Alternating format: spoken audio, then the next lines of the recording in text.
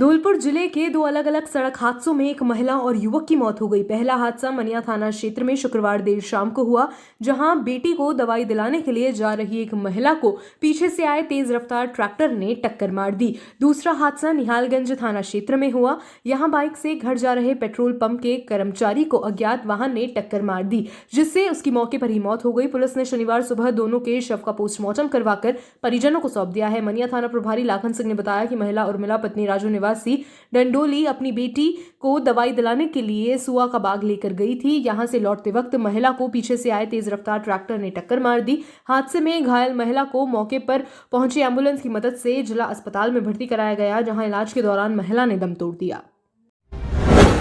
राजस्थान कृषि उपज मंडी समिति कंप्यूटर ऑपरेटर संघ के प्रदेशाध्यक्ष कुलदीप शर्मा एवं महामंत्री इलियास खान के नेतृत्व में राजस्थान कृषि उपज मंडी समितियों में कार्यरत कंप्यूटर ऑपरेटरों को संविदा पर करने के मद्देनजर आज सेंट्रल पार्क जयपुर में मीटिंग बुलाई गई, जिसमें खंड स्तर पर अध्यक्ष बनाए गए। व प्रदेशाध्यक्ष कुलदीप शर्मा ने बताया कि सरकार से मांग की गई कि मंडियों में कार्यरत कंप्यूटर ऑपरेटरों को संविदा पर करें, अन्यथा हम बड़ा आंदोलन करेंगे। पूर्व विधायक के पिता का निधन। भसेड़ी पूर्व विधायक एवं भाजपा के जिला महामंत्री सुखराम कोली के पिता शिवचरण कोली का कल देर रात निधन हो गया। वे काफी लंबे समय से बीमार चल रहे थे और उनका जयपुर के निजी अस्पताल में इलाज चल रहा था, जिनका अंतिम संस्कार उनके पैतृक गांव सलेमपुर भसेड़ी में किया गया, जिनको उनके बड़े पुत्र पूर्व विधायक सुखराम कोली ने मुखाग्नि दी। साथ ही जिले भर से आए भाजपा नेताओं सहित बड़ी संख्या में पहुंचे उनके समर्थकों ने अंतिम संस्कार में भाग लिया। साथ ही चंबल प्रभा न्यूज की ओर से भी भावपूर्ण श्रद्धांजलि। सरमथुरा से विष्णु सोनी की रिपोर्ट। धौलपुर में पिछले कई दिनों से शहर के संस्कृत स्कूल के बाहर आवारा मजनू द्वारा स्कूली गर्ल्स का पीछा करने वालों की शिकायत मिल रही थी। मजनू के खिलाफ लगातार मिल रही शिकायत के बाद कोतवाली थाना प्रभारी अनिल जसोरिया के साथ सब इंस्पेक्टर रामनिवास मीणा ने बालिका स्कूल के बाहर दबिश की कार्रवाई की। स्कूल के प्रिंसिपल राम अवतार की शिकायत पर मजनू के खिलाफ अभियान चलाते हुए पुलिस ने स्कूल के आसपास सर्चिंग कराई। पुलिस के आने की भनक लगते ही आवारा किस्म के लोग मौके से भाग निकले, जिसके बाद पुलिस ने स्कूल के आसपास दुकानदारों को किसी भी आवारा किस्म के युवक को खड़ा नहीं रहने के निर्देश दिए। कोतवाली थाना प्रभारी अनिल जसोरिया ने बताया कि स्कूल के स्टाफ द्वारा कई दिनों से लगातार शिकायत मिल रही थी कि कुछ आवारा किस्म के लोग छुट्टी होने के बाद स्कूल की छात्राओं का पीछा करते हैं, जो छात्राओं के ऊपर फप्तियां भी कसते हैं। धौलपुर जिले की दिहोली थाना पुलिस ने अवैध शराब बेचने ले जाने के मामले में फरार चल रहे आरोपी हितेंद्र उर्फ रिंकू को गिरफ्तार करने में सफलता हासिल करी है। मामले की जानकारी देते हुए दिहोली थाना प्रभारी बीधाराम अभेश ने बताया कि 2 जनवरी को मुखबिर की सूचना पर अवैध शराब के खिलाफ कार्रवाई करने थाने की पुलिस जा रही थी। तभी पुलिस को देखकर राम सिंहपुरा निवासी हितेंद्र उर्फ रिंकू ठाकुर पुत्र दिलीप सिंह बाबरदी पुलिस को देखकर मौके से भाग गया। मौके पर पहुंची पुलिस ने वहां से अवैध शराब के कुल 288 पब्बे बरामद किए और आरोपी हितेंद्र उर्फ रिंकू के खिलाफ आबकारी अधिनियम में मामला दर्ज किया गया। थाने में मामला दर्ज किए जाने के बाद से ही पुलिस आरोपी की तलाश कर रही थी। आज जरिए मुखबिर पुलिस को सूचना मिली थी कि आरोपी हितेंद्र उर्फ रिंकू रहना वाली माता मंदिर के मोड़ पर खड़ा हुआ है, जिसके बाद थाने की टीम मौके पर पहुंची और आरोपी को मौके से गिरफ्तार कर लिया, जिसके बाद पुलिस उसे थाने ले गई। अवैध शराब बेचने के मामले में पुलिस ने आरोपी से पूछताछ शुरू कर दी है। आरोपी पर पूर्व में भी आबकारी अधिनियम में एक मामला पंजीबद्ध है। हाँ सर, दिनांक 2/1/21 को जरिए मुखबिर सूचना मिली कि रिंकू उर्फ हितेंद्र ठाकुर निवासी राम सिंह कपरा अपने घर के सामने शराब बेच रहा है। इस सूचना पर पुलिस टीम गई और तो मुलजिम रिंकू बाबरदी पुलिस को देख के शराब को छोड़ के फरार हो गया। शराब के उस पर 288 पब्बा मिले, जिन पर अभियोग दर्ज कर मुलजिम की तलाश की गई। बाद तलाश आज मुलजिम को दिनांक 21/1/23 को मुखबिर की सूचना पर मरेना से गिरफ्तार कर लिया गया, जिसे पेश न्यायालय किया जा चुका है। न्यायालय द्वारा उसको न्यायिक अभिरक्षा में भेजा गया है। भारतीय जनता पार्टी कार्यालय धौलपुर पर ओबीसी मोर्चा राजस्थान के सह प्रभारी प्रोफेसर पंकज चौधरी के राजस्थान प्रवास के दौरान धौलपुर आगमन पर आयोजित कार्यक्रम में बोलते हुए चौधरी ने कहा, पूरे भारतवर्ष में 52% जनसंख्या ओबीसी वर्ग की है तथा राजस्थान में 60% ओबीसी वर्ग निवास करता है। किसी भी राजनीतिक दल की सत्ता की राह तय करना ओबीसी वर्ग के हाथों में ही है। धौलपुर जिले में भाजपा के सभी कार्यकर्ताओं से आह्वान करता हूं कि एक सिपाही की तरह प्रत्येक बूथ पर डट जाएं और सुशासन का शासन लाने में भागीदारी निभाएं। भाजपा नेता जयवीर पोसवाल ने कहा, राजस्थान में ही नहीं धौलपुर जिले में भी ओबीसी वर्ग बहुत बड़ी संख्या में निवास करता है। धौलपुर जिले की चारों विधानसभा सीटों का परिणाम ओबीसी वर्ग के हाथों में रहेगा। कार्यक्रम संयोजक ओबीसी मोर्चा जिला प्रभारी बहादुर सिंह जाट ने पधारे हुए समस्त अतिथियों का धन्यवाद ज्ञापित किया। कार्यक्रम में प्रमुख रूप से प्रदेश कार्य समिति सदस्य विशंबर दयाल शर्मा, हरिनिवास प्रधान डॉक्टर मनोज शर्मा, विधानसभा सह प्रभारी विजय त्यागी, अगेश त्यागी, गुरेंद्र सिंह कंग, जिला मंत्री विनय परमार, नंदकिशोर शुक्ला, सुरदीप कुशवाहा, ब्रिजमोहन शर्मा, ऋतिक वर्मा, देशराज, नरेंद्र पोसवाल, सोनू त्यागी, सीताराम कुशवाहा, चूड़ामणि त्यागी, प्रदीप ठाकुर, विजय शर्मा सहित बड़ी संख्या में कार्यकर्ता सम्मिलित हुए। विद्युत कर्मी को झूमकर साथियों ने दी विदाई। सरमथुरा कस्बे में जयपुर डिस्कॉम के कर्मी धर्मवीर का तबादला धौलपुर होने पर साथियों ने साफा बांधकर ढोल नगाड़ों की धुन पर विदा किया। कार्यक्रम को संबोधित करते हुए एईएन महेश सैनी ने धर्मवीर के कार्यकाल की जमकर सराहना की। एईएन आरडी मीणा ने धर्मवीर के कार्यकाल को अद्वितीय बताते हुए अपने कर्तव्य के प्रति पूर्ण निष्ठावान बताया। कार्यक्रम में धर्मवीर ने सभी साथियों को प्रेम पूर्वक उपभोक्ताओं से मिलकर काम करने की नसीहत दी। धर्मवीर को विदा करते समय सहयोगियों की अश्रुधारा बह निकली। डिस्कॉम में डालचंद धर्मवीर की जोड़ी मशहूर थी, लेकिन धर्मवीर का तबादला होने से जोड़ी टूट गई। धर्मवीर के समान व्यवहार की कस्बे में चर्चा थी। कस्बेवासियों के मुताबिक धर्मवीर आधी रात को भी कार्य करने के लिए तैयार मिलता। विदाई समारोह में एक्सीएन मुन्नीराम विश्नोई, सहायक अभियंता एचटीएम आरडी मीणा, सहायक अभियंता महेश सैनी, जेईएन मयंक भार्गव, हरिओम शर्मा, शिव सिंह मीणा, एआरओ दिलीप कुडियार, दालचंद जादौन, पवन, देवेंद्र, रामवीर, सोन सिंह, समर, ब्रह्मा, सिंटू, साजिद, मनोज, हरिप्रसाद, शुभम, आमिर, शिव कुमार, रामअवतार सहित योगेश शर्मा, एडवोकेट लक्ष्मीकांत चरोरे सहित बड़ी संख्या में कस्बेवासी मौजूद रहे। सरमथुरा से विष्णु सोनी की रिपोर्ट।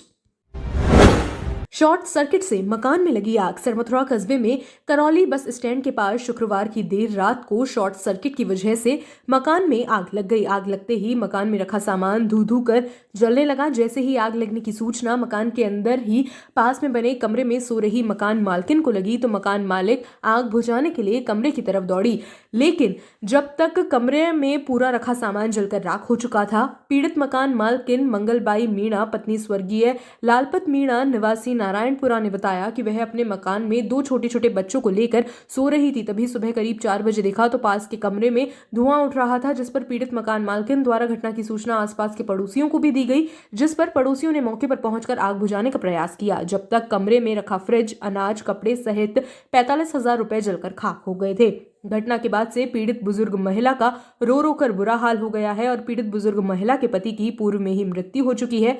पीड़ित बुजुर्ग महिला ने सरकार से सहायता राशि दिए जाने की मांग की है। हाँ अम्मा, क्या घटना हुई? बेटा लाइट के बिजली के तार थे लग गए।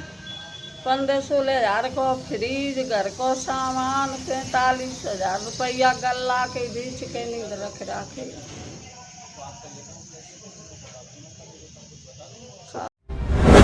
खुशखबरी, खुशखबरी, खुशखबरी। आपके शहर धौलपुर में मानस फर्नीचर एंड इलेक्ट्रॉनिक्स नव वर्ष के उपलक्ष्य में इलेक्ट्रॉनिक सामान, LED, LCD, washing machine, fridge, AC की खरीद पर निश्चित उपहार फ्री पाएं।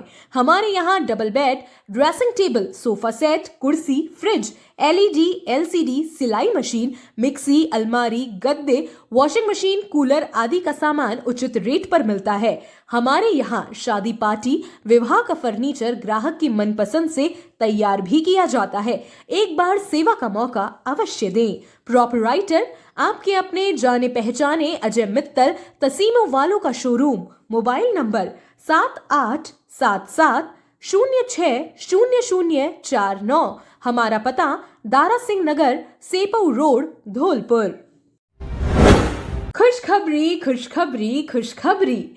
आपके शहर धौलपुर में पहली बार जेट टेक वर्कशॉप लाया है। आधुनिक मशीनों के द्वारा कार धुलाई, सर्विस सेंटर एवं कार डेकोरेशन। जेट टेक के पास सभी प्रकार की मशीनों द्वारा कार धुलाई बहुत ही सही तरीके से की जाती है। जेट टेक पर कार ड्राई क्लीन भाप स्ट्रीम के द्वारा की जाती है, जिसमें आपको कार ड्राई क्लीन करके मात्र 2 घंटे में गाड़ी मिल जाती है एवं जेट टेक के द्वारा कार धुलाई और 100 पाउंड का पानी प्रेशर से कार धुलाई की जाती है। सबसे अच्छी बात, जेट टैग की ही यह कार मात्र 30 मिनट में धुलाई करके मिल जाती है।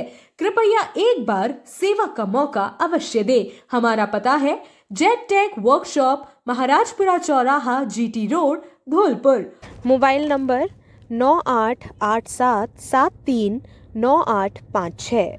दूसरा नंबर 9413296767।